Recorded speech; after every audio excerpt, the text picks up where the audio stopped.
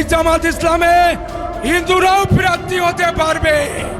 হিন্দুরাও প্রার্থী হয়ে প্রমাণ করাই দেবে যে সাম্প্রদায়িক সম্প্রীতির দেশ বাংলাদেশ।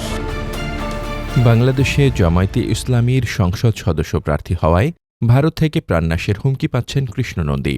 খুলনা প্রেস ক্লাবের রীতিমতো সংবাদ সম্মেলন ডেকে কৃষ্ণ নন্দী এ অভিযোগ করেছেন। দাকব বটিয়াঘাটা নিয়ে গঠিত খুলনা এক আসনে জামায়াতের এ প্রার্থীর অভিযোগ, ভারতে অবস্থানরত ওয়ার্ল্ড হিন্দু স্ট্রাগল কমিটির নেতা শিপন কুমার বসু তাকে শুধু জীবননাশের হুমকি দিয়েই থামেননি, তাকে অকথ্য ভাষায় গালিগালাজও করেছেন।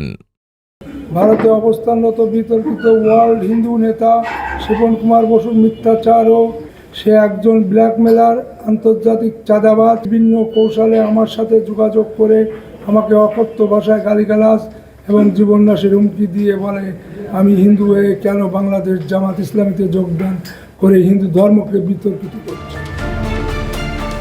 সংবাদ সম্মেলনে কৃষ্ণ নন্দী জানান, হিন্দু হয়ে কেন তিনি জামায়াতে ইসলামীতে যোগদান করে হিন্দু ধর্মকে বিতর্কিত করছেন সে প্রশ্ন তোলেন শিপন বসু।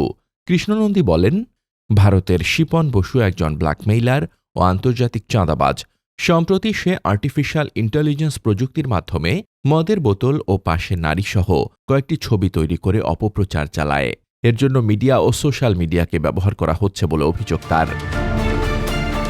সংবাদ সম্মেলনে কৃষ্ণ নন্দীর অভিমত, তাকে দাঁড়িপাল্লার প্রার্থী ঘোষণার মাধ্যমে স্পষ্টভাবে হিন্দু সম্প্রদায়ের কাছে প্রমাণিত হয় বাংলাদেশ জামায়াতে ইসলামী একটি অসাম্প্রদায়িক দল। দলটির কাছে মুসলিম, হিন্দু, বৌদ্ধ, খ্রিস্টান, জাতি উপজাতি কোনো ভেদাভেদ নেই। তাকে প্রার্থী করায় সারা বাংলাদেশে হিন্দুদের মধ্যে দাঁড়িপাল্লার পক্ষে ব্যাপক গণজোয়ার সৃষ্টি হয়েছে বলেও দাবি কৃষ্ণ নন্দীর। আমাকে প্রার্থী হিসাবে ঘোষণা করায় হিন্দুদের মনে একটা শান্তি ফিরে আসছে। তবে বিশ্লেষকরা বলছেন, ভারতে থাকা শিপন বসুর বিরুদ্ধে জামায়াত প্রার্থী কৃষ্ণ নন্দীর অভিযোগ শুধুমাত্র বাংলাদেশের নির্বাচনে ভারতের হস্তক্ষেপই নয়, বরং একটি স্পষ্ট বার্তা, যে বার্তায় ভারতের হিন্দু জাতীয়তাবাদীরা সাফ সাফ জানিয়ে দিয়েছে বাংলাদেশের হিন্দুরা তাদের তৈরি ফ্রেমের বাইরে রাজনীতি করতে পারে না। জামায়াতের প্রার্থী হয়ে কৃষ্ণ নন্দী সেই ফ্রেম ভেঙেছেন, তাই তাকে শাস্তি দেওয়ার চেষ্টা করা হচ্ছে। ভারতের হিন্দু জাতীয়তাবাদীরা বাংলাদেশের অভ্যন্তরীণ রাজনীতিতে ন্যারেটিভ চাপিয়ে দিতে চায়, তাই এটি শুধু ব্যক্তিগত বিরোধ নয়, বরং হিন্দুত্ববাদীদের বিস্তৃত ভূরাজনৈতিক ন্যারেটিভের অংশ।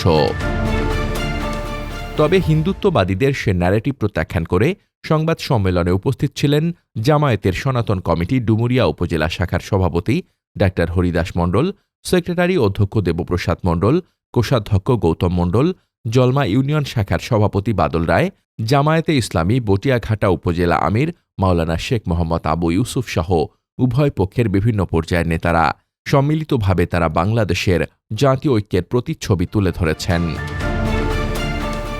বিশ্লেষকরা মনে করছেন, কৃষ্ণ নন্দীর চরিত্র হননে এআই জেনারেটেড ছবি সংগঠিতভাবে দলীয় ফেসবুকে প্রচার করা হচ্ছে।